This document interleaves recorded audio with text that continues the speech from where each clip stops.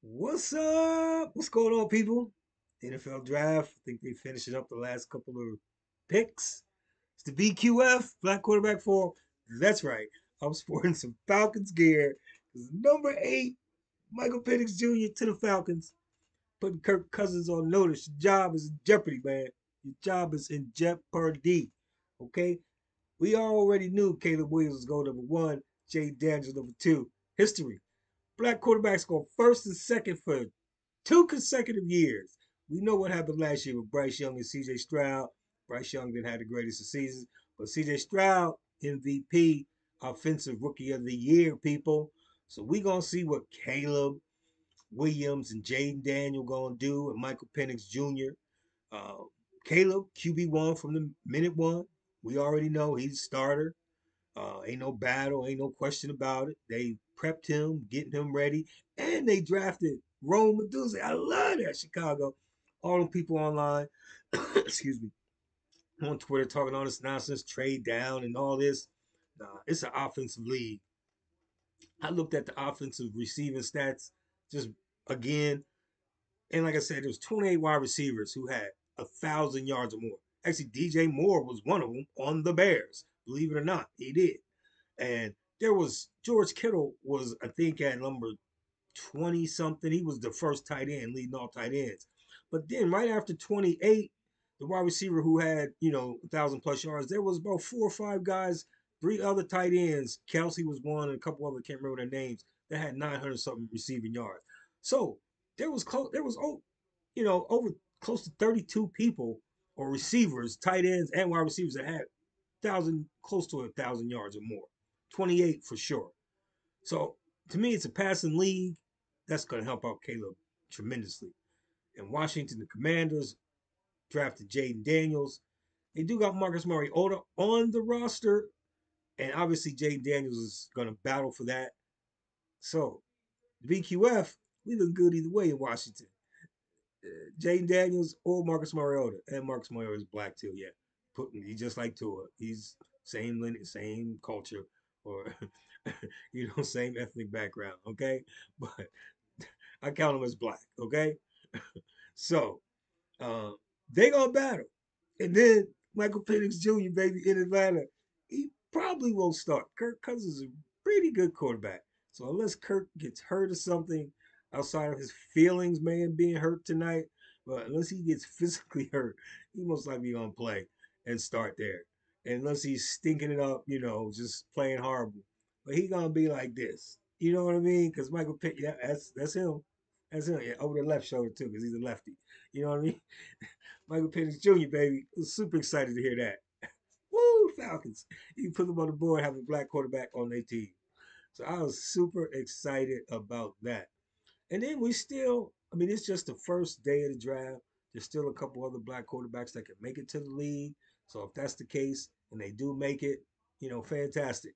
But of course, the things have shaken out as they thought they would with some of these quarterbacks.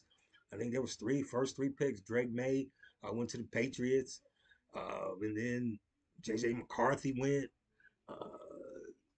to the Vikings. So a lot of quarterbacks. We're gonna see if the teams got the guy they hope to take him to the next level. Right? That's what it's all about in the NFL. I'm not gonna get into all the quarterbacks that won the Super Bowl and all that right now. This is just I'm super excited about the draft. I want to make a little short video just talking about it. I'm excited.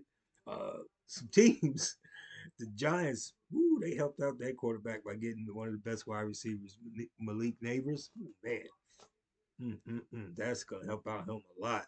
So, but I was glad to see the Cardinals picked up Marvin Harrison Jr. They didn't trade out because it's an offensive league. Help Kyler Murray, you know. So to me, one of the things that just didn't make sense to me. I understand you got offensive line you got to protect, but in the Chargers, they lost their best wide receivers. They got wide receivers. When I looked at their roster, no household names. They lost their best running back. They got Baltimore's old running backs. Uh, the two Baltimore had. You know, they on the charge. I can't think of the name at the moment, but they on the Charger lineup.